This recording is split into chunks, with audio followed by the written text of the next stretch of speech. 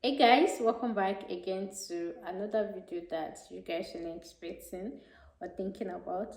So guys, in today's video, I'm going to be talking about reasons you should actually move to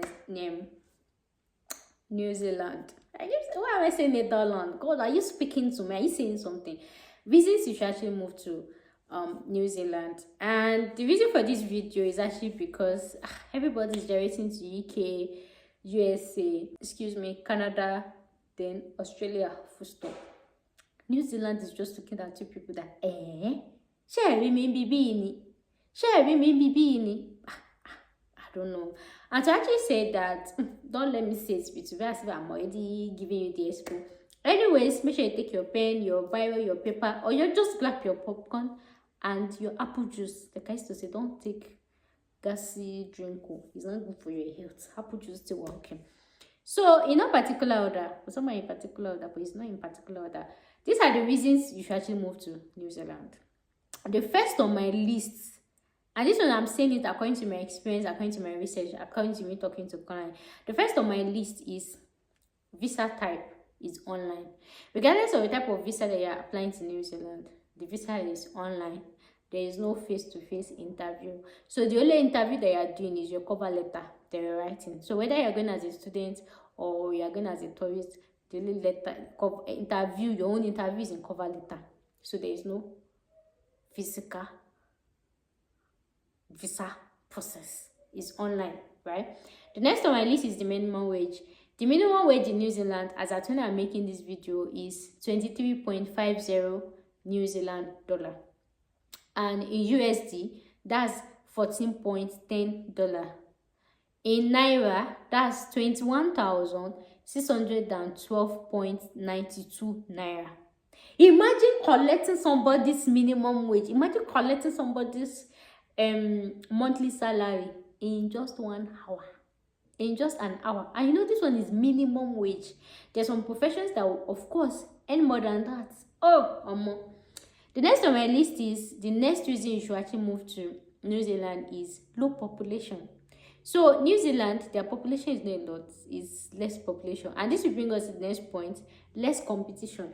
In as much as less competition can be subjective, it can be according to profession, according to nationality and everything. But then when you're actually in a country that there are not a lot of people, especially for people that they are introverts, like somebody like me, I can't live in Lagos. I don't like a rowdy place. I like a place that we are not like that. So depending on the type of person that you are, and like I said, there are not a lot of people, and not many people are actually talking about this country. People always go to Australia instead, right? So of course there will be a lot of job opportunities there. But one thing that I want you to know it is, let me fast forward. So there are a lot of job opportunities, but when I say job opportunities, I'm not talking about cleaning your job or this thing.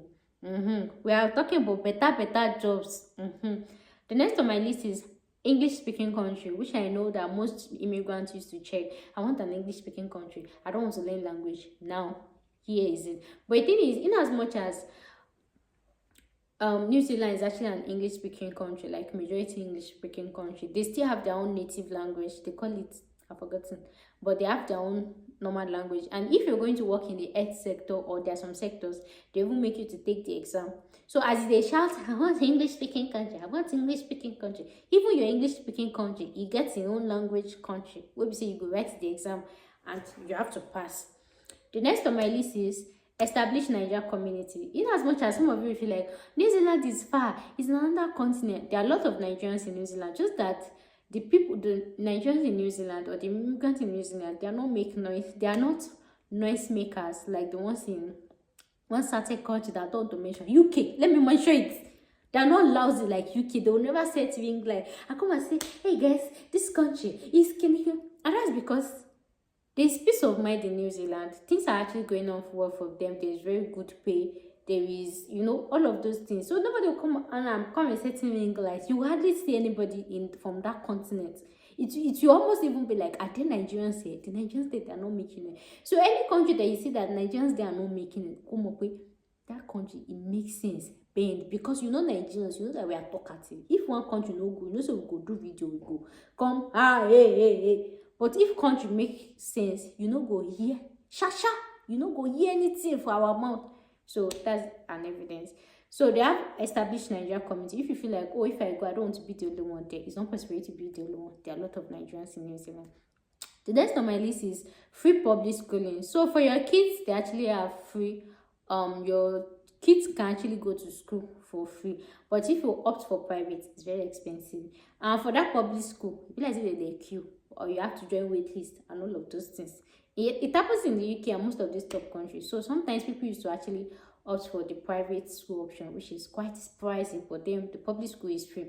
Another good thing, another reason you should actually move to New Zealand is work and study. So in New Zealand, you can actually work and study for up to 20 hours if you are doing for normal study. But then if you're actually studying a course like Masters in Research and PhD upward, you can work on limited hour. How cool is that? So instead of going to New Zealand to actually study Masters in Public Health by normal thesis, right, opt for Masters in Public Health Research. So that way you can actually work and study for as long as you want. And the thing is, studying Masters in Public Health or studying Masters by thesis versus Masters by research, you have more opportunity of them retaining you with research than thesis, because thesis is the one most people go for just to write your projects or put your presentation, and that's all. But by research is like you are making use of the country's resources and all of that. And most times, sometimes Masters by research, they even used to get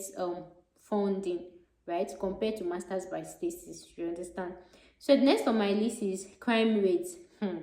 If I say there's no crime there, to be like this, I'm capping. But I would say New Zealand is that country that they don't even have crime there. Nothing they happen for there. You don't hear say, and it's in fact that country is like Odo. You know the real Odogu silencer is New Zealand. We know they hear anything. The only time we used to remember say New Zealand did now when we mention Australia. That country is the real Odogu silencer. So I would not say there's no crime rates, but let's say there's no crime rates because everybody, let's say mostly everybody is doing well there. So nobody really come to your house and come and burger your house or come and take your phone. I want to join you, so country team most people to join you, belong to you, bus and everything like that.